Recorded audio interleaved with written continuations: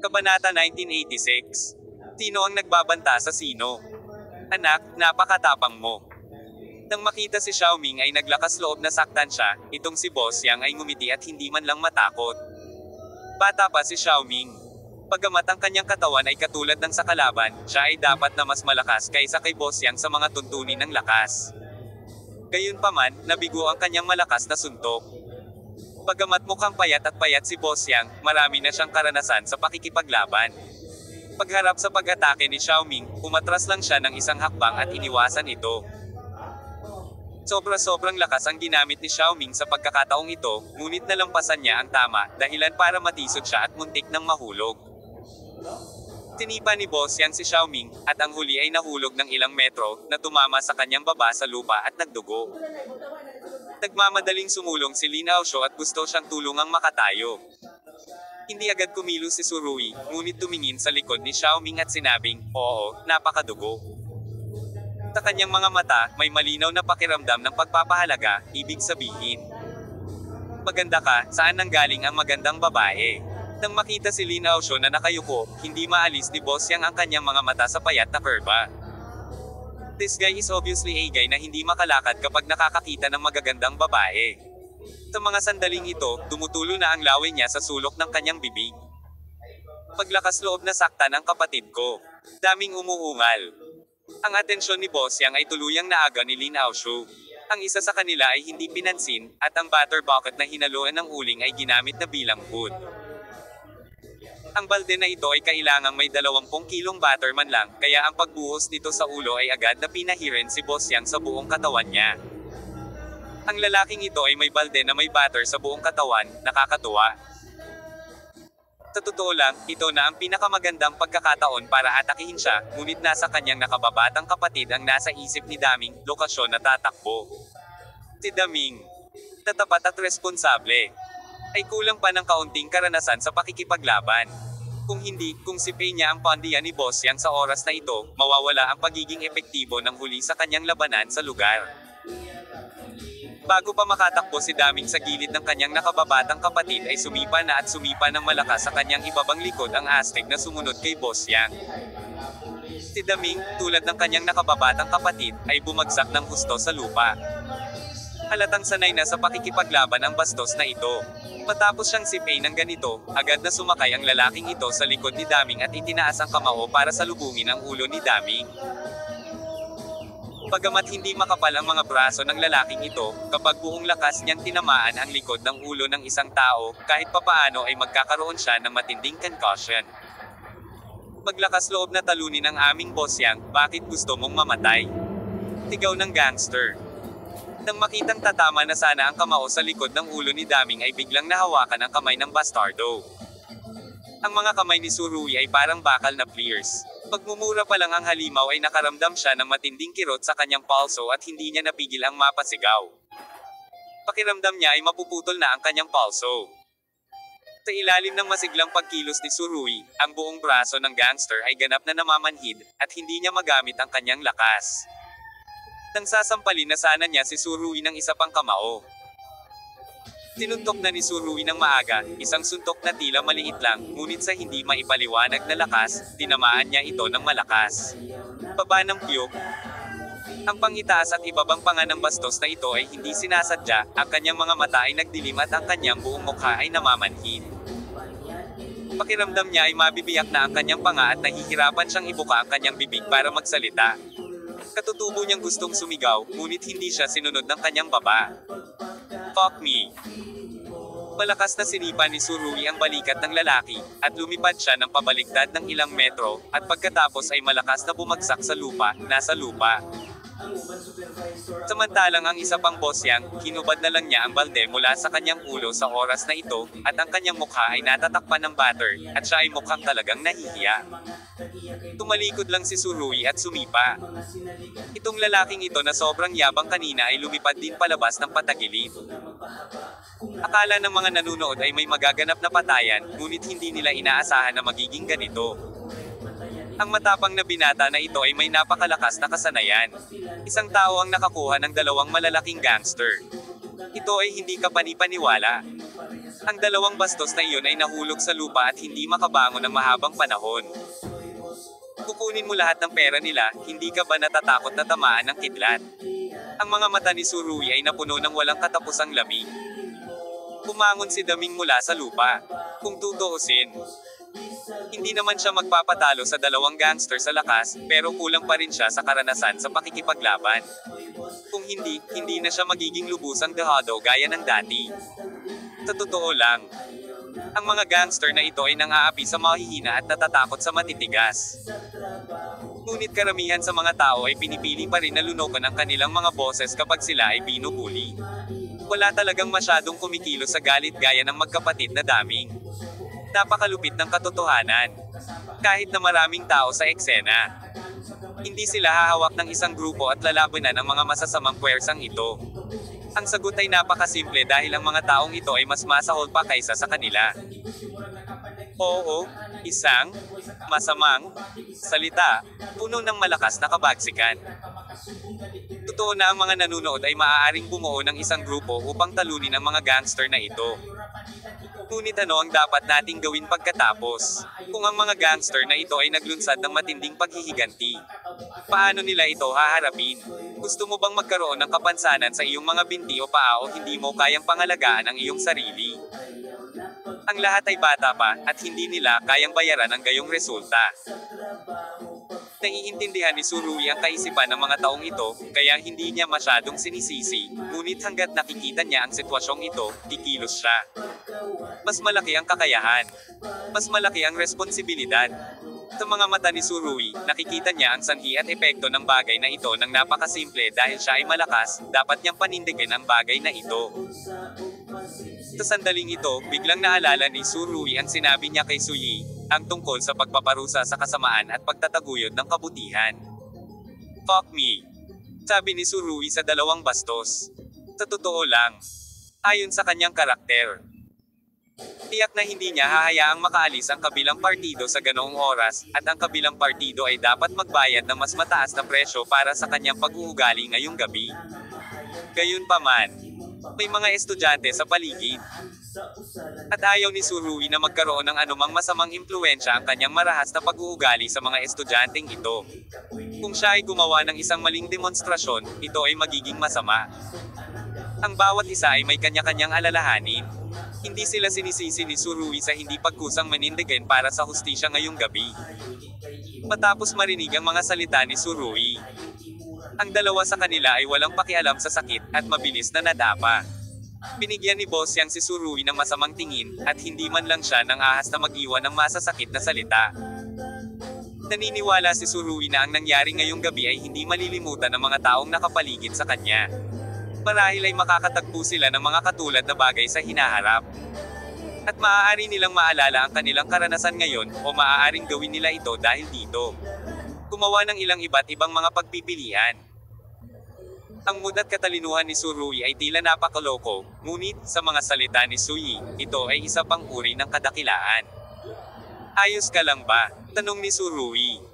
Sunod-sunod na nagpasalamat sina Brother Daming at Xiaoming. Ang huli ay nagkaroon ng maraming dugo sa lupa dahil sa kanyang sampal. Ayos lang kami, maraming salamat. Pabilis na nagpasalamat si Daming. Walang anuman. Hinawian ni Surui ang kanyang kamay at tinulungan ang magkapatid na linisin ang pancake stand. Isang malaking balde ng batter ang nasayang. Ang negosyo ay hindi dapat gawin ngayong gabi. Kahit na, pagkatapos ng ganoong bagay, mahirap para sa dalawang magkapatid na Daming na magpatuloy sa pananatili sa night market na ito. Ngunit hindi gaanong nag-isip si Daming sa sandaling ito, sa halip ay sinabi niya kay Surui na may pag-aalala.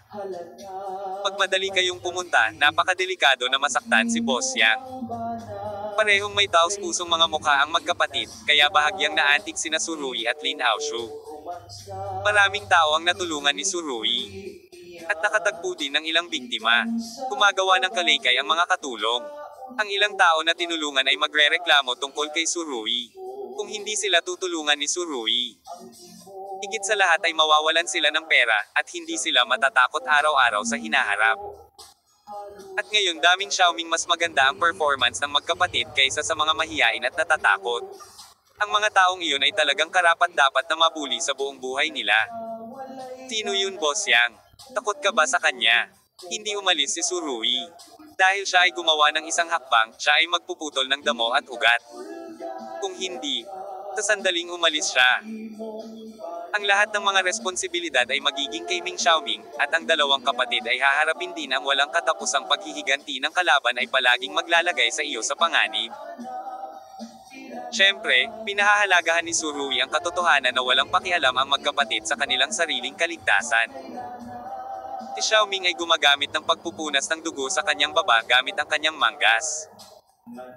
Sumagot siya, magkapatid, ang pangalan ng boss na siyang na ito ay Yang Yiyong, isa siyang gangster sa kalyeng ito, at tinatawag siyang Mr. Yang ng mga may-ari ng kalapit na stall, at bawat isa. May buwan ng bayad ang stall. Bayaran siya ng bayad sa proteksyon. Noon ay naniningil siya ng 1,000 sa isang buwan para sa pancake stand na ito. Ngunit hindi niya inaasahan na tataas ito sa 3,000 ngayon. Hindi masyadong nagpaliwanag si Xiaoming, ngunit may pag-aalalang sinabi. Bilisan mo at umalis, kapag nagdala sila ng mga tao. Hindi ka makakaalis. Marami ba sila? Si Surui ay natural na hindi aalis. Medyo madaming tao. At mukhang itong si Boss Yang na lang ang namamahala sa kalyeng ito. Hindi siya ang tunay na amo. May mas makapangyarihang tao sa likod niya. Lahat daw ng tindahan malapit sa University Town namin ay kailangang magbayad sa kanya. Malinaw na mas alam ni Daming kaysa kay Xiaoming. Ang saklaw ng impluwensya ay medyo malawak. Napangiti si Surui ng mapait. Hindi ko inaasahan na ang isang bayan ng universidad ay makakagawa ng napakaraming katangahan. Mukhang ang trabaho ni Liang ay hindi partikular sa lugar. Kahit sa kabisera, marami pa ring sulok na hindi maabot ng araw, na nagbibigay sa mga maliliit na gangster na ito ng lupa upang mabuhay. Talaga. Umalis ka. Nakakasakit ka sa kanila. Not bad. I even heard na may mga college students na nabalian ng mga paa nila. Hininaan ni Daming ang boses, at habang nagsasalita siya, hindi siya tumigil sa paglilinis ng booth, na tila napakabilis. Alam mo ba kung saan sila kadalasan? Hindi pa rin umaalis si Surui, at patuloy na nagtanong. Kabanata 1987. Puntahan mo sila. Hindi ko alam kung nasaan sila, sabi ni Daming. Alam ko kung nasaan sila. Sa mga oras na ito, sumigaw ang isang estudyanteng nanunood, na nakatingin sa kanyang ekspresyon, tila nandidiri siya sa grupo ng mga tulisan. Nasaan sila? Pinaikit ni Surui ang kanyang mga mata. May maliit na bar sa kanto ng kalye. Pinapatakbo nila ito. Ito ay isang itim na tindahan. Kadalasan, ang mga taong ito ay naninigarilyo at naglalaro ng mga baraha dito. Ngayon, pagkatapos matanggap ang bayad sa proteksyon, magkikita silang lahat sa bar na iyon at ibibigay sila sa tunay na amo. Paano mo nalaman ito? Ang mga mata ni Surui ay puno ng paraan para magsuri. Kung tutuusin, alam ng college student na ito ang lahat ng hindi nila alam. Sa hindi inaasahan, ang sagot ng estudyante sa kolehiyo ay lumampas sa inaasahan ni Surui. Tinundan ko sila. Nang sabihin niya ito, nagpakita siya ng matuwid na galit. Nabalian ng mga kakwarto ko ang kanilang mga bukong-bukong, at sila ay nakapikit pa rin. Gusto kong maghayganti sa kanila, kaya sinundan ko sila ng 2 buwan. Mahina ang kanyang boses, ngunit pinaliwanag nito ang mga mata ni Surui. 2 buwan mo na siyang sinusundan. Ganito ba araw-araw? Tanong pabalik ni Surui, kung talagang masusundan siya ng batang ito sa loob ng 2 buwan ng hindi natutuklasan, kung gayon ito ay talagang isang bagay na dapat itayo. Oo, gusto naming maghayganti, ngunit walang partikular na angkop na oras para gawin iyon, kaya pansamantala kaming sumuko. Sinabi ng bata, ngunit hindi kami sumuko. Mabuti ang hindi sumuko. Tinapik siya ni Surui sa balikat. Salamat sa impormasyong ibinigay mo sa akin. Upang magawa ito para sa isang kaibigan, ang batang ito ay nakakamangha. Ito ang dapat kong gawin at ang matagal ko nang gustong matupad. Kung pupunta ka, gusto kitang makasama. Sabi ng bata, ako ang presidente ng Taekwondo Club ng aming paaralan, black belt ang level, hindi ko akalain nakakalat ka rin kita pabalik. Bahagyang ngumiti si Surui. Pagaman ang itim na sinturon sa Taekwondo ay wala. Halos hindi ito sapat upang talunin ang mga gangster na ito. Oo. Ngunit kailangan mong mag-ingat sa ibang pagkakataon, lahat sila ay gagamit ng pandaraya, at ang iyong karanasan sa pakikipaglaban ay maaaring mas mababa kaysa sa mga taong ito. Naiintindihan ko, mag-iingat ako. Tumambad sa mga mata ng bata ang sabik na liwanag. Hindi ko pa alam ang pangalan mo, sabi ni Surui. Ang pangalan ko ay Jiaonan. Sabi ng batang lalaki, itinaas ang kanyang manggas, ipinakita ang mga kalamnan sa kanyang mga braso. Payat na payat siya, pero hindi ko akalain na maganda pala ang muscles niya. Kung sasama ka sa akin, hindi ka ba natatakot sa paghihiganti nila pagkatapos? Hindi nagmamadaling kumilos si Isurui. Gayunpaman, kung kaya niyang tumakbo, ang monghe ay hindi makakatakas sa templo. At kung talagang gagawin niya ito, pinakamahusay na suluhin ang lahat ng ito ng sabay-sabay, upang maiwasan ang walang katapusang kasamaan at walang katapusang mga kaguluhan. Hindi ko na kaya masyado. May galit na tingin sa mga mata ni Jiaonan. Ang mga gangster na ito ay hindi lamang nangangikil sa lahat ng mga tindahan sa paligid ng bayan ng universidad. Ngunit madalas ding nang molest siya sa mga babae, kahit na maalay. Matagal ko nang tiniis ang mga taong ito, at mahirap sundan ka. Hands-on, ayokong palampasin ito. Parang isang grupo ng mga salot. Pinaikit ni Surui ang kanyang mga mata. Ang pag-uugali ng mga taong ito ay maraming beses na mas masahol kaysa sa bullying sa paaralan.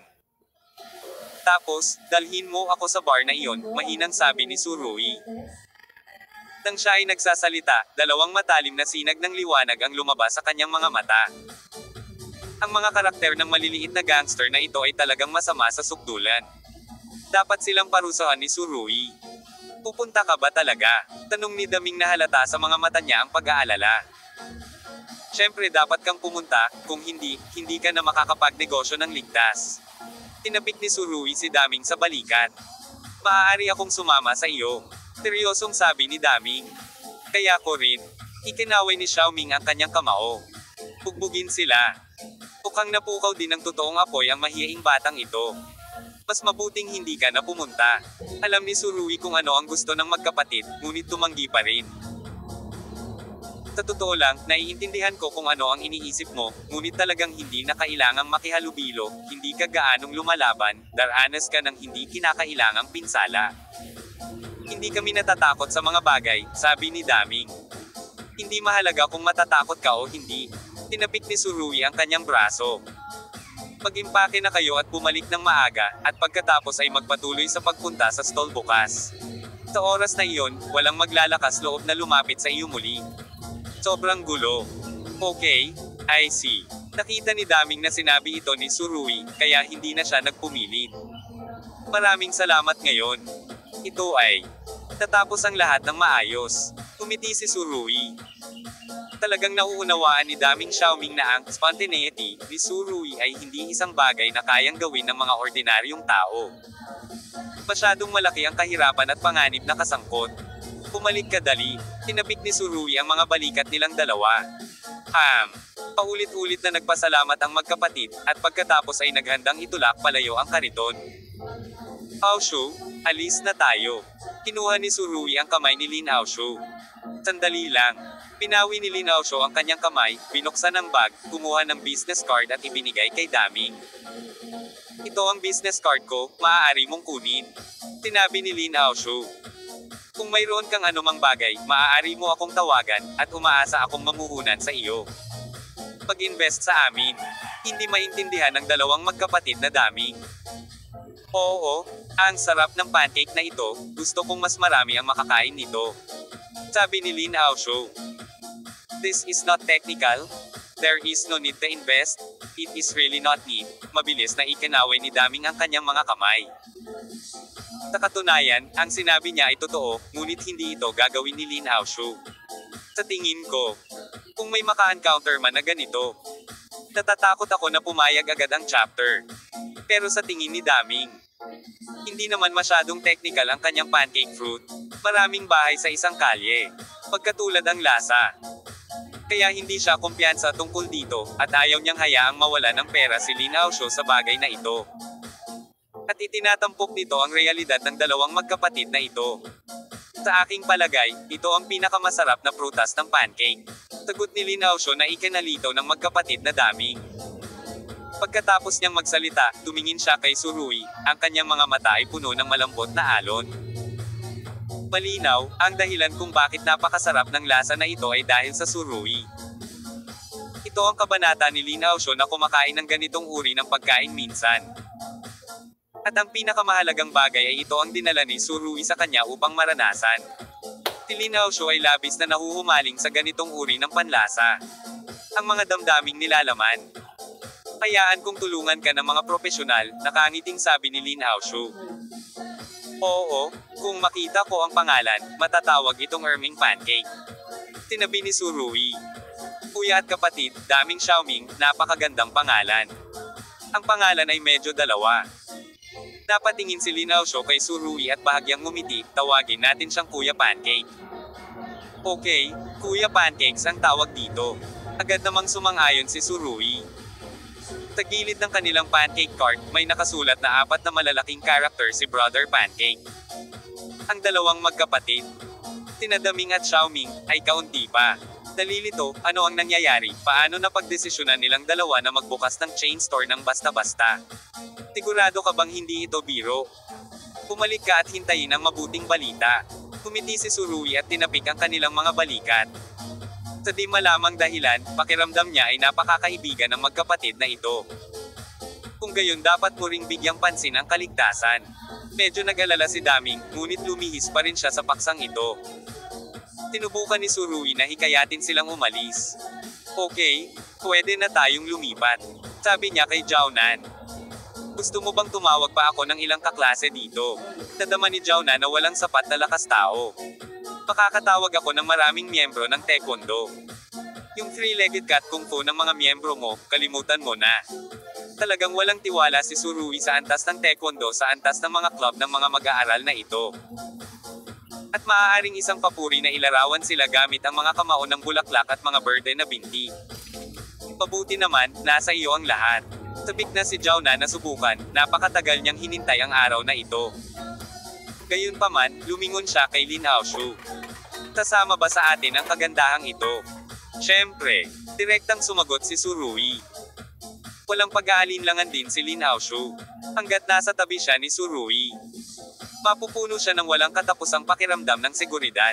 Bukod dito, hindi niya akalain na ang mga maliliit na gangster na ito ay maaaring saktan ang kanyang sarili. Tatawag ako. Sabi ni Surui at nag-dial ng numero. Pagkatapos lamang magsalita ng ilang salita sa telepono, ibinaba ni Surui ang tawag at sinabi kay Jiaonan, dalhin mo ako sa bar na iyon ngayon. Habang nagsasalita siya, isang malamig na liwanag ang sumilay mula sa kanyang mga mata. Ito ang ritmo ng mga damo at mga ugat. Sa pamumuno ni Jiaonan, pumasok sina Surui at Lin Aosho sa isang bar na tinatawag na Ye Wei Yang. Ang pangalan ng bar na ito ay talagang vulgar at hindi maaaring maging mas vulgar, walang pakialam na sabi ni Surui. Walang masyadong customer sa bar na ito, may ilang lalaking naninigarilyo at naglalaro ng baraha, mukhang mausok. Sa booth naman sa sulok, 7 o 8 tao pa rin ang nakaupo. Habang umiinom ng serbesa, sinabi nila, sabi ko Yang Yiyong, talagang walang kwenta kayo para mabugbog ng tulad nitong oso. Pagkatapos ay nakaupo si Yang Yiyong sa booth. Hinihimas-himas pa rin niya ang kanyang dibdib, at ang kanyang mukha ay puno ng sama ng loob. Nima, kung matatalo ko siya, babalik pa ako para humingi ng tulong sa iyo. Sa oras na ito, ang batter sa kanyang mukha ay karaniwang nalinas, at nagpalit din siya ng kanyang damit. Basa ang buhok niya, halatang kakahugas lang niya. Tila ang naunang dasipa ni Surui ay hindi masyadong nakapinsala sa kanya. Tinuraan din ng isa pang gangster ang bibig niya. Dam, sabay tayo mamaya mga kapatid at patayin ang bulag na iyon. Paano niya nabugbog si Lao Su, babayaran siya ni Lao Su ng 100 beses. Sa oras na ito, sinabi ni Yang Yiyong. Nga pala, may isang babae sa tabi ng lalaking iyon, napakaganda, hindi pa ako nakakita ng ganoon kagandang babae. Kumisi siya. Ibaba mo ang lalaking iyan mamaya, sa amin ang babaeng iyon. Hindi ka pa ba nakakita ng ganito kagandang babae? Sa oras na ito, ibinuka ng isang lalaking may tabako ang kanyang bibig. Siya ay may ahit na ulo at maitim na balat, at nakaupo doon na parang isang bakal na tore. Kuya, kagandahan at bayani, masisiguro kung magiging interesado ka sa babaeng iyon. Kabanata 1988. Isara ang pinto at bugbugin ang aso. Itong dark skin towerman ay dapat ang boss nitong gang ng college town gangsters. Kaya lang na ang paghit-hit ng tabako na tulad nito sa isang grupo ng mga hindi profesional na lalaki ay nagbibigay sa mga tao ng pakiramdam ng pagkukunwari kahit na ano. Sabi ng amo, inaasahan ko talaga kung anong uri ng kagandahan ang makapagsasabi sa iyo ng mga ganoong bagay. Hindi makapaniwalang sabi ng isa pang gangster, oo. Yang Yiyong, mas maganda ba siya sa schoolgirl na nilero natin noong nakaraan? Now that I think about it, the schoolgirl last time really gave me a feeling of heaven. Naglaro kami dito saglit, buong araw. Kinunan ko siya ng ilang litrato na walang damit, pero pagbalik ko, hindi na ako naglakas loob na tumawag ng pulis. Hoy! Kailan ba natin ulit siya lalaruin? Huwag mo na itong isuot. Itakda. Subukang mabuti. Kung siya ay maglakas loob na tumanggi, ilagay natin ang mga larawang iyon sa internet. Isa pang gangster na may nakakalokong ngiti sa labi, kapag nagsasalita, nasa ere ang mga kamay, parang katawan ng dilag sa mga braso ko. Masisiguro ko na ang kagandahan sa pagkakataong ito ay tiyak na mas maganda kaysa sa babaeng nag-aaral noong nakaraan. Muntik nang mamatay si Yang Yiyong. Tima, binugbog at masakit ang buong katawan, gusto niyang hilahin siya, pinuntahan siya ng magkapatid, ngunit ang grupong ito ng mga tao ay masayang nag-uusap ng mga babae dito. Tinima, ang lugar ng bayan ng universidad ay malapit ng masira, at ang babae ay nagsasalita tungkol sa isang umutot. Ngunit tila alam ni Yang Yiyong na ang kanyang mga tinatawag na mga kapatid ay hindi kasing tapat ng kanyang inaakala. Kaya't magagamit lamang niya si Lin Aosho upang patuloy silang tuksuhin. Kung wala siyang gagawin, aalis ang lalaki at babae. Kung gusto mong mag-higanti, saan mo ito hahanapin? Ngunit nakita rin niya ang kagandahan ni Lin Aosho, alam na ang magkapatid na ito ay tiyak na hindi makagalaw kapag nakita nila si Lin Aosho, kaya sinabi niya, dapat kang maniwala sa akin, hindi pa ako nakakita ng ganoon kagandang babae. Hindi, to be exact, isa siyang diyosa. Talagang isang diyosa. Inilabas ng amo ang tabako sa ashtray, pagkatapos ay tumayo at sinabing, pumunta ka, puntahan mo sila dito sa bayan ng universidad. Sa mundo, walang nang ahas na ibenta sa akin ang mukha ni Leo. Kuya yu, basta lalabas ka walang problema, ang baliw na bata na yan, dapat pinaluhod ko. Tinilaan sa lupa ang aking leather na sapatos. Pabangis na sabi ni Yang Yiyong. Gayunpaman, nang tumayo silang lahat, nalaman nilang ang eksena ay naging ganap na hindi inaasahan. Sapagkat, isang walang katulad na kagandahan ang nakatayo sa kanilang harapan. Ang kanyang mukha ay maganda, may makinis na kurba, ngunit may napakalamig na liwanag sa kanyang mga mata. Nang makita ang gayong mga mata, ang mga gangster na ito ay likas na nadama na ang temperatura ng kanilang katawan ay bumaba ng ilang degree. Narinig ko na may nag-uusap ng lantaran sa akin at sa girlfriend ko dito. Pinaikit ni Surui ang kanyang mga mata, at may kumikinang sa kanyang mga mata. Nang makita ang kanyang hitsura, hindi mapigilan ni Yang Yiyong ang manginig. Hindi niya akalain na darating si Surui ng ganoon kabilis. Mga kapatid, siya na. Hindi ko inaasahan na siya ang magkukusa na pumunta sa pinto. Matapos ang unang gulat, agad na kumalma si Yang Yiyong. Kung tutuusin, ito ang kanilang base camp, kaya sumigaw siya, 12-12 ng mga nakababatang kapatid ang maaaring ipatawag. Tinaktan mo ba ang kapatid ko? Ang itim na matipunong lalaki na nagngangalang Leo ay tumingin kay Surui, tila hindi niya ito pinapansin, ngunit ibinaling ang atensyon kay Lin Aosho. Sa isang malapit na tingin, siya ay lubos na nagulat. Hindi pa siya nakakita ng ganito kagandang babae. Hindi pa nagkaroon. Naramdaman ni Leo na bumigat ang kanyang paghinga. Kung ikukumpara sa Diyos ang nasa harapan nila, mas malala nga ang mga babaeng college students na dati nilang kalaro. Naabot pa nito ang mundo ng pagkakaiba. Narinig ni Jiaonan ang sinabi ng mga taong ito na makipaglaro sa babae sa paaralan. Galit na siya. Gusto niyang punatin ang mga lalaking ito. Kung hindi siya pinigilan ni Surui sa pamamajet. Ang kanyang mga mata, natatakot ako nitong taekwondo, ang itim na sinturon ay sumugod ng hindi mapigilan.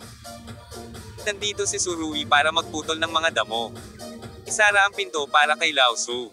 Tumingin si Leo kay Surui, biglang tumindi ang tono at umungol. Isara ang pinto at bugbugin ang aso. Umungol din si Yan Yiyong. Dahil dito, sinara ang pinto ng bar. Kaya lang nang sumigaw si Yang Yiyong ng mga katagang, isara ang pinto at bugbugin ang aso, hindi niya alam kung napagtanto niya na baka siya ang nabugbog. Maraming tao ang tumakbo pababa at pinalibutan sina Surui at Lin Aosho sa gitna. Sa pagtingin sa sitwasyong ito, iniisip nila na hindi sila magagapi. Bahagyang ngumiti si Leo. Alam kong nandito ako, naglakas loob kang magkusa na dalhin ako sa iyong pintuan. Hinahangaan ko talaga ang tapang mo. Hindi ko masyadong hinahangaan ang sarili ko na mag-aksaya ng oras sa isang munting bastos na tulad mo.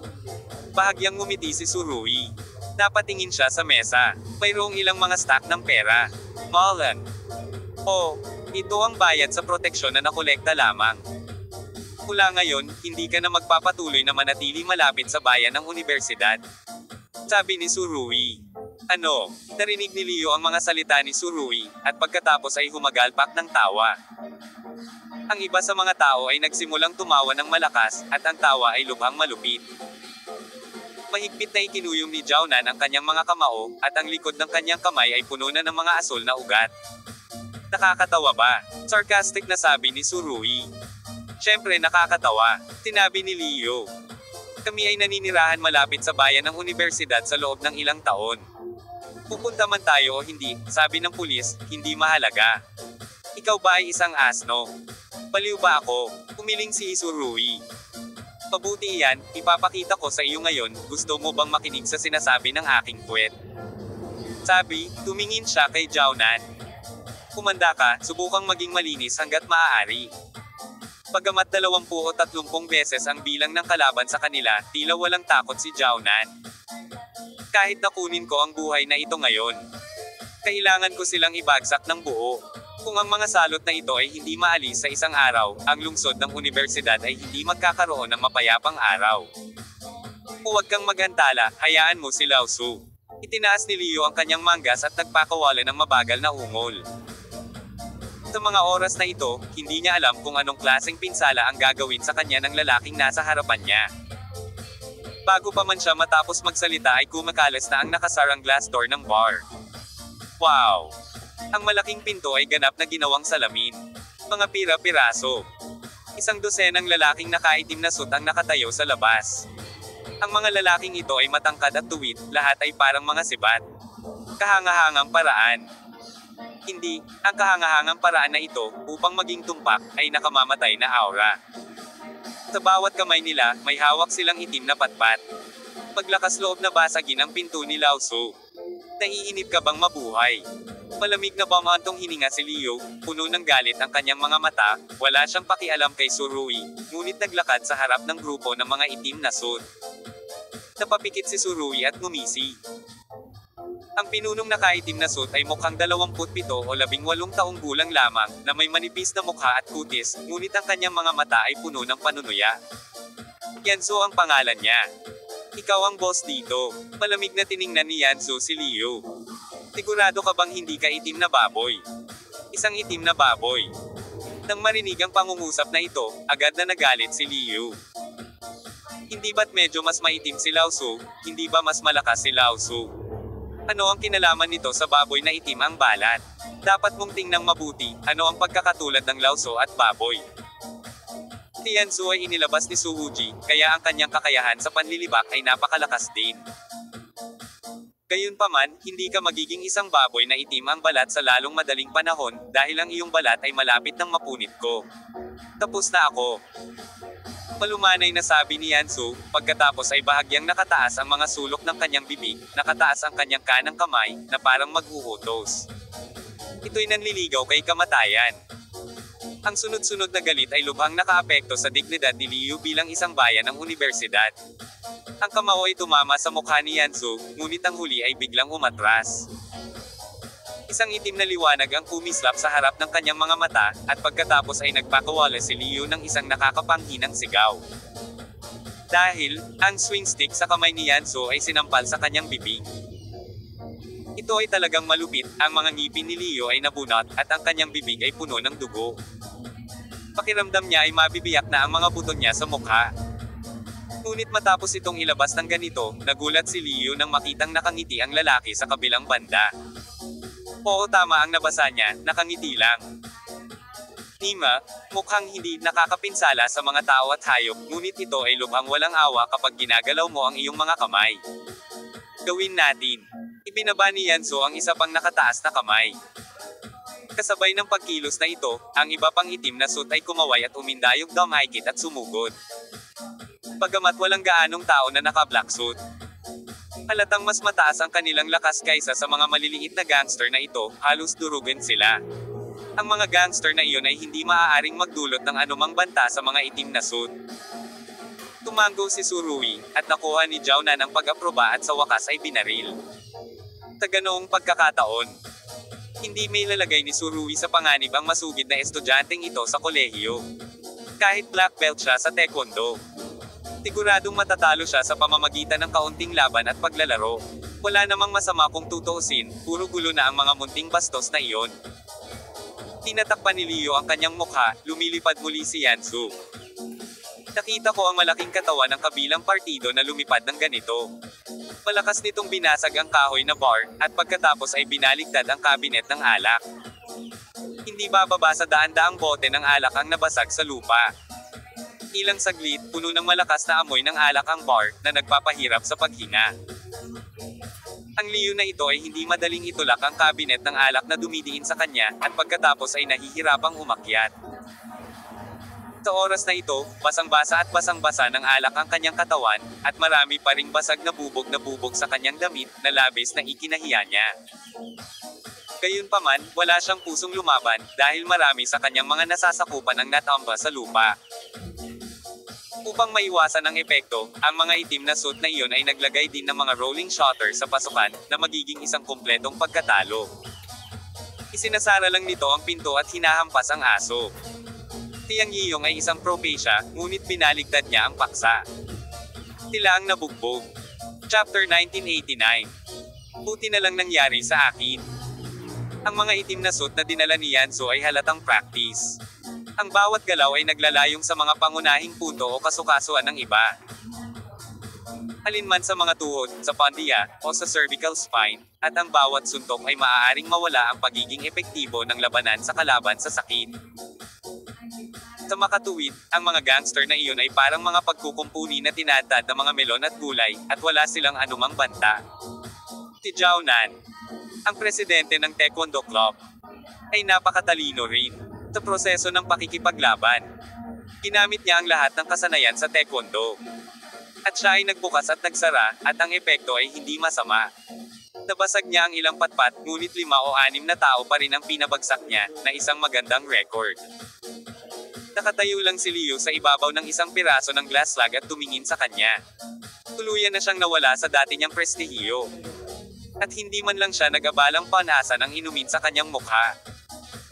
Kinawit ni Yanso ang kanyang kamay at sinenyasan si Lee na lumapit. Sa pagtingin sa eksenang ito, naramdaman ni Liu na ang sugat sa kanyang mukha ay nagsimulang sumakit muli. Halika dito, sinabi ni Yansu, sa magulo at maingay na eksenang ito, ang kanyang boses ay puno ng malakas na kapangyarihang tumagos. Si Liu ay hindi nang ahas na hindi pumunta. Kinagat niya ang bala, lumabas sa tumpok ng basag na salamin, at lumapit kay Yansu. Binigyan siya ni Yansu ng isang gilid na sulyap, at mahinang sinabi, gusto mo na bang mamatay? Naiintindihan na ngayon ni Leo na gusto pa rin niyang makipagkompetensya sa grupong ito ng mga tao, isa lang itong itlog hit the rocks. Ang isang grupo sa kanila ay hindi hihigit sa hindi sikat na mga gangster, ngunit ngayon ay nakatagpo sila ng isang mahusay na sinanay na regular na hukbo. Paano ito labanan? Pitay at bugbugin lang okay na. Siyempre ayaw mamatay ni Leo, pero sanay na siyang nananakot kapag weekdays, at hindi niya alam kung ano ang gagawin sa sandaling ito. Nakikita mong sobrang kinakabahan ka. Nakangiting ngumiti si Yansu. Pumunta ka at humingi ng tawad sa aking amo ngayon, baka mailigtas mo ang iyong buhay. Habang nagsasalita, inilabas ni Yansu ang kanyang nail clippers at pinutol ang kanyang mga kuko. Ang pagpapanggap na index na ito ay malapit ng masira sa kalangitan. Boss. Saglit na natigilan si Leo, pagkatapos ay napagtanto na si Yansu ay nagsasalita tungkol sa Surui. Anong uri ng pagkakakilanlan ng binata na iyon, upang makahanap ng gayong grupo ng mga elite top? Gayunpaman, saglit na natigilan si Leo, ngunit lumipad si Yansu at muling sinipa siya palabas ng ilang metro, natamba ang ilang mesa. Kung gusto mong humingi ng tawad, pumunta ka at humingi ng tawad. Anong meron dito? Nagpatuloy si Yansu sa pagputol ng kanyang mga kuko matapos siyang sipain. Nang makita ito, umiling si Surui. Kasunod ni Suwuji, natutunan ko ang maraming mabahong pagkakamali. Hindi narinig ni Yansu ang mga salita ni Surui, pinanood niya ang eksenang nililinas. Halos tapos na ito, kaya iniligpit niya ang mga nail clipper, at pagkatapos ay tumakbo sa gilid ni Surui, na nagpapakita ng isang ngiti. Boss, tapos na ang lahat, ay okay ka lang. May nakakabigay puri na lasa. Ayos lang ba ang matanda? Siyempre ayos lang ako. Hindi napigilan ni Surui na tumingin sa kanya ng masama. Sa tingin ko, comfortable ka sa pagputol ng iyong mga kuko noon. Bakit ngayon ka nagsimula? Alam mo bang kailangan mong mag-alala sa akin? Tumiti si Yansu. Hindi bihirang pagkakataon para sa akin na magpanggap, ayaw kong sayangin ito. Ang mga sulok ng mga labi ni Lin Aosho ay nagpakita noong una niyang nakilala si Yansu. Naisip niya na isa itong malamig na lalaking Diyos, ngunit hindi niya inaasahan na magbabago ang kanyang itsura makalipas ang ilang minuto. Masyadong malaki ang contrast. Kamusta, boss? Binati ni Yansu si Lin Aosho. Nang marinig ito, bahagyang ngumiti si Lin Aosho. Hello. Sa katunayan, sa puso ni Yansu, hanggat ang babaeng sumusunod sa panig ni Surui ay ang may-ari, tinawag din niyang ganoon si Jo Angka noon. Nagpumigla si Leo na bumangon mula sa lupa, naramdaman pa niya na malapit ng malaglag ang kanyang mga buto. Halika dito. Huling kinawit ni Yansu ang kanyang daliri. Si Leo ay hindi nang ahas na magkaroon ng anumang opinyon, kaya maaari lamang siyang maglakad ng tapat. Paumanhin, sa palagay ko, maaaring may hindi pagkakaunawaan. Lumapit si Leo, yumuko ng malalim kay Surui, at pagkatapos ay nagsimulang magpaliwanag. Hindi pagkakaunawaan. Nang marinig ito, itinaas ni Surui ang kanyang kilay, at ang kanyang boses ay may matalim na kahulugan. Hindi pagkakaunawaan. Habang nagsasalita, sumipa siya ng biglaang sipa, tumama sa tiyan ng kalaban. Lumipad muli ang mabigat na katawan ni Leo palabas ng ilang metro. Malakas itong bumagsak sa lupa. Dahil gumamit si Surui ng maraming lakas sa pagkakataong ito, ang tiyan ni Leo ay paulit-ulit na ngayon, at ang kanyang tiyan ay halos kumikibot. Sa wakas, hindi niya napigilan ang pakiramdam ng pagsusuka, at nagsimulang samuka ng galit na galit. Gayunpaman, pagkatapos niyang samuka, naglakad na si Surui sa kanyang tabi. Sabi mo hindi ito pagkakaintindihan. Hinihiling mo sa mga tao na mangolekta ng mga bayarin sa proteksyon at kunin ang pinaghirapang perang kinita ng iba. Ito ba ay isang hindi pagkakaunawaan? Sabi ni Surui, binuhat si Leo, at sinampal. Sa pagkakataong ito, solid na ang fan, at naramdaman ni Leo na ang kanyang utak ay naghuhumindig, at ito ay naging isang gintong bituin. Dinala mo ang mga nasasakupan mo para kumuha ng mga hubot-hubad na larawan ng mga babaeng estudyante sa kolehiyo at lumisan sila. Ito ba ay isang hindi pagkakaunawaan? Sabi ni Surui, at sinampal ulit siya. Sa pagkakataong ito, si Leo ay natamba sa lupa, at ang kanyang utak ay bumangga sa lupa ng napakalakas na halos mawalan ng malay. Gayunpaman, hindi pa ito tapos. Habang nagsasalita si Surui, halatang medyo nasasabik siya. Hinawakan niya si Leo, tinitigan ang kanyang mga mata, at sinabing, matagal ka nang nasa bayan ng universidad, hindi rin ba ito pagkakaunawaan? Leo ganap na hindi nakaimik.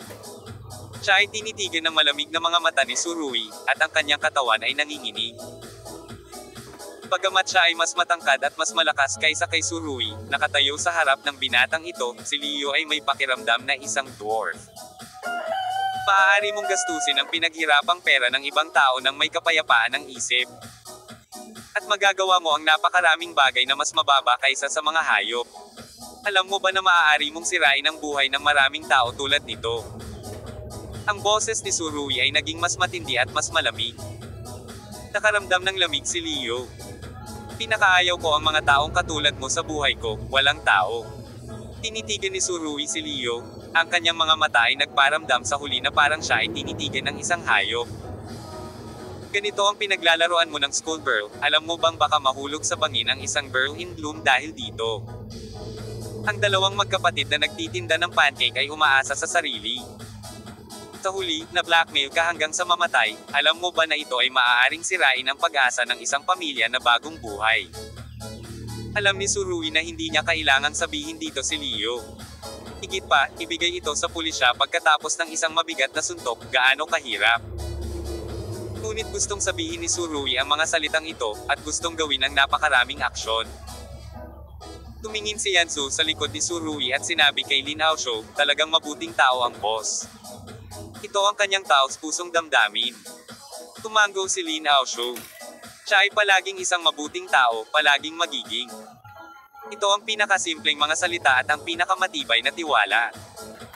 Alam ni Lin Aosho na hinding-hindi ipagkakanulo ni Surui ang kanyang tiwala, kahit kailan.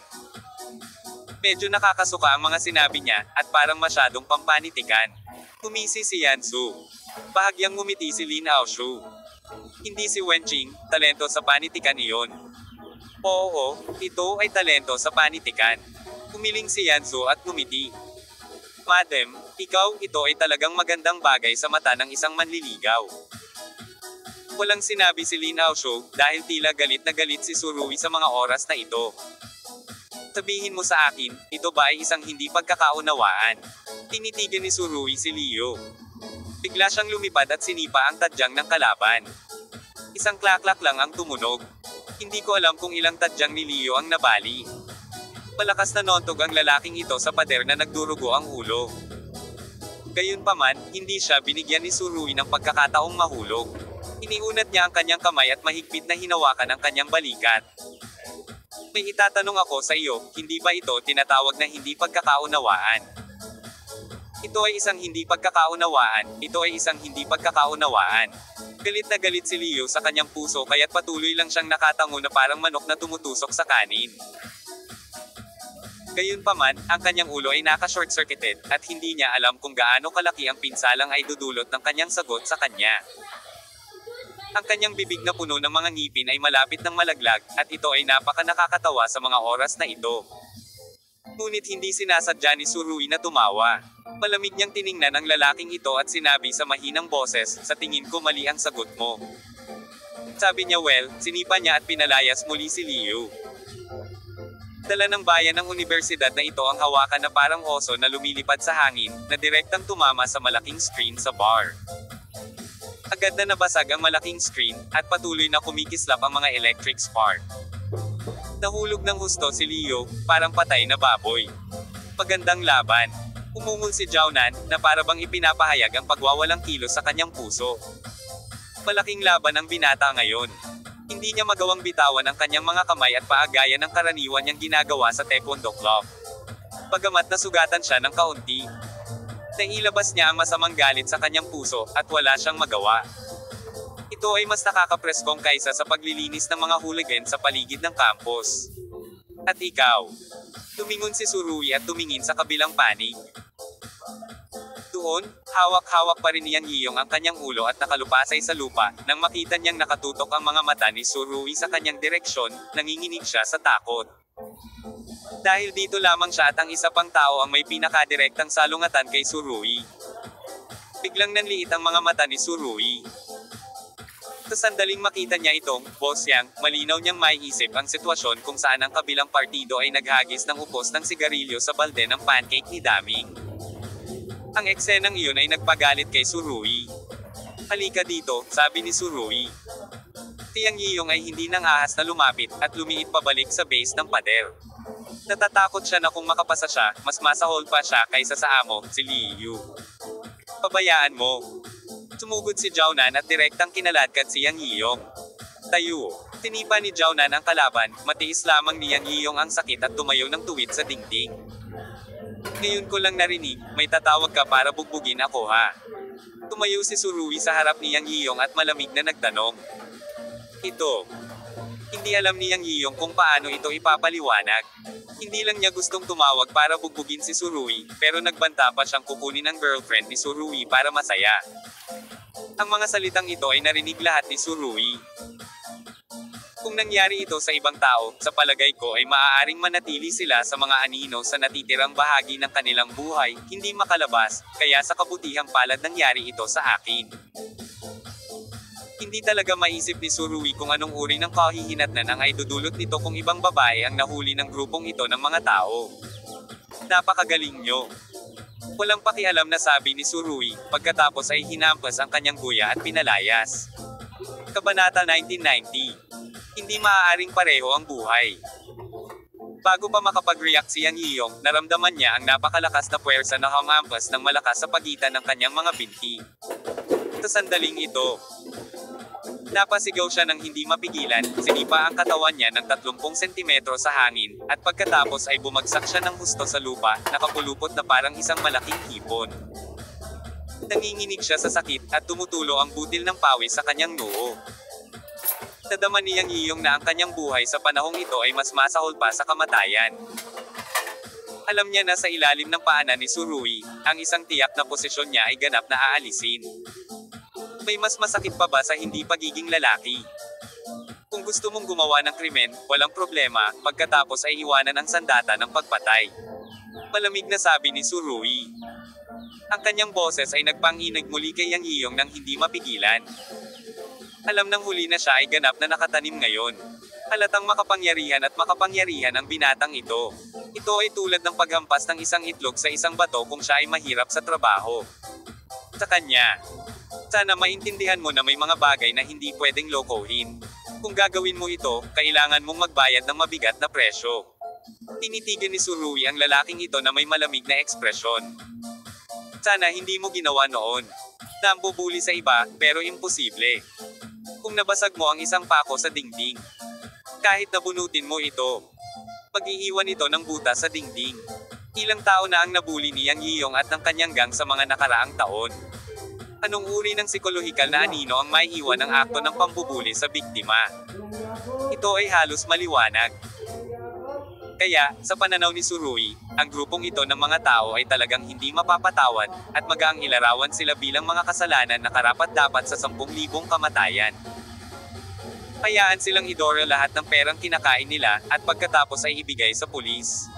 Pinaikit ni Surui ang kanyang mga mata, at ang kaibuturan ng kanyang mga mag-aaral ay puno ng kinang. Hindi ko dapat hayaang mura ang mga apo na ito. Iwan mo sa akin. Tianso ang nagkusa para sabihin, napakahusay ko dito. Okay. Since you took the initiative, I'll leave it to you. But this is a bit complicated. Alam ni Surui na sinabi ito ni Yansu dahil nangangati ang kanyang mga kamay at gusto niyang tamaan ang isang tao. Ngunit kung gusto niyang tapusin ang usapin, hindi ito kasing simple ng paghampas sa isang tao. Alam ko ang gagawin, boss, huwag kang mag-alala. Ang mga nabuli ay may kabayaran, sabi ni Yansu. Oo, pero yung mga nasaktan physically and psychologically ay hindi mabayaran kahit gaano pa kalaki ang pera. Humiling si Surui.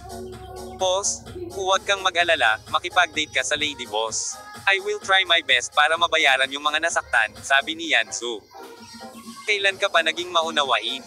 Sa palagay ko ay hindi ito katulad mo, sabi ni Surui. Ito ako, at ang aking kakanyahan ay ganito. Mataimtim na sinabi ni Yansu. Pangarap kong alisin ang karahasan at kapayapaan. Kung hindi dahil kay Surui, malalaman niya kung anong klaseng birtod ang lalaking ito. Natatakot ako na baka malinlang talaga siya sa mga salita niya. Ngunit naniniwala si Surui na si Yansu ay isa ring taong tutulong sa kanya sa harap ng kawalan ng katarungan. Kung wala siyang ganitong uri ng puso, hindi siya linangin ni Suwaksi bilang isang tiwala. Hindi magkakaroon ng magandang buhay ang mga gangster na ito kung mahulog sila sa mga kamay ni Yansu. Tere na muna, sabi ni Surui kay Lin Aosho. Oo, bahagyang tumango si Lin Aosho at hinawakan ang braso ni Surui. Wala ka sa magandang mood, no? Tanong ni Lin Aosho. Masyadong maraming kawalang katarungan sa mundong ito. Naglalakad si Surui sa night market, ngunit wala na siya sa mood kumain. Narinig niyang pinag-uusapan ng grupo ng mga gangster ang tungkol sa pagiging biktima ng schoolgirl. Gaano karaming mga tao ang nagkakagusto sa babaeng paaralang iyon sa bayan ng universidad na ito? Ilang babae ang napahiya at hindi nang ahas magsalita. Ilang lalaki ang nabalian ng mga paa dahil sa kanilang katapangan. Sa pag-iisip nito, kinuha ni Surui ang kanyang mobile phone at muling tinawagan si Yanso. Lahat ng tao ay nabali ang isang paa, at hindi bababa sa ginagawa silang pailay habang buhay. Pagkatapos magsalita ni Surui, ibinaba niya ng maayos ang telepono. Nagdulot sila ng pisikal na sakit sa iba, pagkatapos ay hahayaan sila ni Surui na magbayad ng pisikal na sakit. Gayunpaman, ang psikolohikal na trauma ng iba, kahit na ang mga gangster na ito ay nag-alay ng kanilang buhay, hindi nila ito makakabawi. Alam ni Surui ang mga bagay na ito, kaya lalo siyang nawala ng magawa. Alam ko na palaging maraming tao sa lipunang ito ang dapat mapunta sa impyerno. Itinaas ni Surui ang kanyang ulo at tumingin sa pambihirang liwanag ng bituin sa kalangitan. Pagkatapos ay susubukan kong ipadala ang mga taong ito sa impyerno sa buong buhay ko. Tapos na ang impyerno. Nagbigay si Lin Aosho ng mahinang, sinusuportahan kita. Ang mga simpleng salita ay naglalaman ng labis na emosyon. Nga pala, ano ang pinagkakaabalahan mo kamakailan? Palaging misteryoso, tanong ni Surui. Wala. Si Lin Aosho ay nagpakita ng bahagyang ngiti, siya ang nagkusa na kunin ang braso ni Surui at ipinatong ang kanyang ulo sa balikat ng isa. Gayunpaman, kahit na walang sinabi si Lin Aosho, Surui maaari mo ring hulaan ang ilang mga pahiwatig. Sa paglipas ng panahon, mas marami siyang utang sa mga babaeng ito. Babalik ako sa Ninghay. Naglakad si Lin Aosho kasama si Surui saglit, at biglang sinabi. Babalik ka bukas, tanong ni Surui. Tumingin si Lin Aosho sa kanyang relo. Ngayon. Ang kanyang tono ay parang kalmado, ngunit kung matikman mo ito ng mabuti, maaari mong marinig ang isang pakiramdam ng pagkawala. Bakit ka ba nababalisa? Matapos marinig ang itinerary ni Lin Aosho, biglang natigilan si Surui. Actually, this time I made time to meet you. Alam din ni Kuya ang iniisip ko, kaya espesyal na hiniling niya na may sunduin ako. Sabi ni Lin Aosho, ang kuya sa kanyang bibig ay natural na si Suwaxi.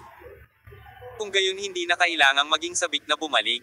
Hinawakan ni Surui ang kamay ni Lin Aosho at naramdaman na ang kanyang kamay ay tila malamig, ang temperatura ng palad ni Surui ay pareho. Pagkakaroon ng acquisition bukas, at kailangan kong lumahok ng personal. Nakangiting sabi ni Lin Aosho. Naghihintay na ang mga pribadong jet sa Capital Airport. Ito, sa palagay ni Surui ay medyo masyadong mabilis. Ngunit kung ano ang napagpasyahan ni Lin Aosho, hindi niya ito mababago. Ang babaeng ito ay maaaring maglaan ng oras mula sa kanyang abalang schedule upang makagawa ng isang espesyal na paglalakbay. Medyo bihira ang pumunta sa kabisera upang makila.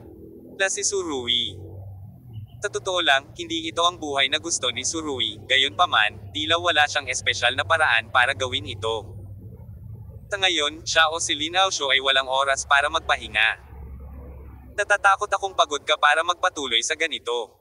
Inilagay ni Surui ang kanyang kamay sa balikat ni Lin Aosho, at kitang-kita niya ang pag-aatubili sa mga mata ni Lin Aosho.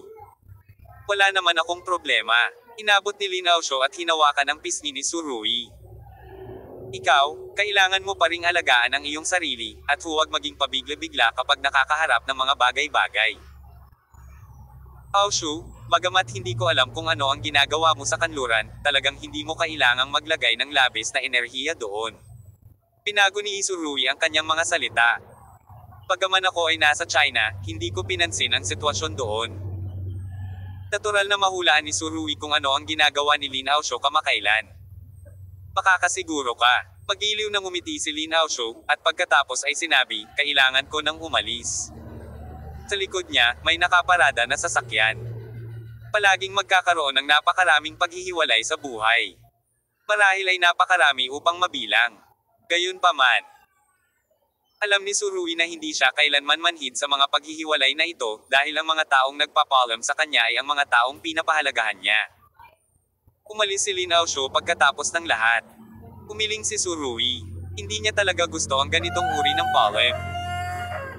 Kaya kailangan niyang tumira sa lalong madaling panahon, at lumikha ng isang matatag at mapayapang kapaligiran para sa kanyang sarili at sa mga taong kanyang pinapahalagahan. Nang makitang nawala sa paningin ang kotse ni Lin Aosho, biglang gustong uminom ng alak ni Surui. Matapos mag-isip, kinuha niya ang kanyang cellphone at may tinawagan. Tulog ka na ba? Galit na tanong ni Surui. Tulog. Pagkasabi nun ay ibinaba na ng kabilang side ang tawag. Nakita ni Surui na ibinaba ang telepono, at galit na sinabi. Hoy, ikaw Suwuji? Huwag kang mahiya, nakaraan. Oo, tinawagan niya si Suwuji. Maging si Surui ay hindi maipaliwanag kung bakit kailangan niya itong tawagan. Isang beses tumunog ang CRBT at pagkatapos ay kumonekta muli. Gabi na, anong nangyayari? May bahid ng pagkainip sa tono ni Suwo. Lumabas ka para uminom. Masayang sinabi ni Surui. Huwag kalimutang dalhin ang iyong masarap na alak mula sa paghahalo ng Mautai Puri. Iniisip mo ba ang barko? Galit na sinabi ni Suwuji. Nakatulog na ako. Pagkatapos niyang magsalita, gusto niyang muling ibaba ang tawag. Ngunit pinigilan siya ni Surui at sinabing, nangako ka na isasama mo ako para hugasan ang aking mga paa, bakit hindi mo ito pagsisihan? Gusto din ng iyong marangal na So Unlimited na sirain ang kanyang pangako at tumaba. Nang marinig ni Surui na naglalagay ng mataas na sombrero sa kanyang sarili, hindi napigilan ni Suwo ang pag-iling. Ikaw ang magdedesisyon sa lugar. Pagkatapos ay pumunta sa Liangming Street para kumain ng crayfish. Sabi ni Surui. Crayfish. Si Suwuji ay halatang nakasimangot sa dulo. Sa taglamig na ito, saan maaaring magkaroon ng yulang. Napagtanto ni Surui na mali siya, kaya galit niyang sinabi, kung gayon, mag-barbecue tayo, okay. Lahat ay junk food. Walang pakialam na sinabi ni Suwuji, at ibinaba ang telepono. Umiti si Surui, pagkatapos ay inabot at pumara ng taxi at nagtungo sa Liangming Street. Ang kalye ay naaayon sa pangalan nito. Kahit pasado alas 11 na ng gabi, maliwanag pa rin ang Liangming Street. May mga neon restaurant sign sa lahat ng dako. Ibinaba ng taxi driver si Surui sa intersection, at ang huli ay naglakad kasama ang karamihan at naramdaman ang malakas na hininga ng buhay. Sa pagtingin sa karamihan ng tao at sa kanilang mga mukha na umiinom ng pula, hindi mapigilan ni Surui na makaramdam ng kaunting inggit, ngunit sinabi pa rin ng taong ito, kung nabubuhay ka ng ganito araw-araw, dapat kang pagod dito. Nakahanap siya ng barbecue restaurant at ipinadala ang address kay Suwuji. Boss, narito ang 20 skewer ng malutong na buto, 50 tuhog ng karne ng tupa, at 10 tuhog ng malalaking bato, ang mga may maraming taba. Sabi ni Surui sa amo. Makalipas ang 20 minuto, huminto ang isa pang taxi sa intersection ng Liangming Street.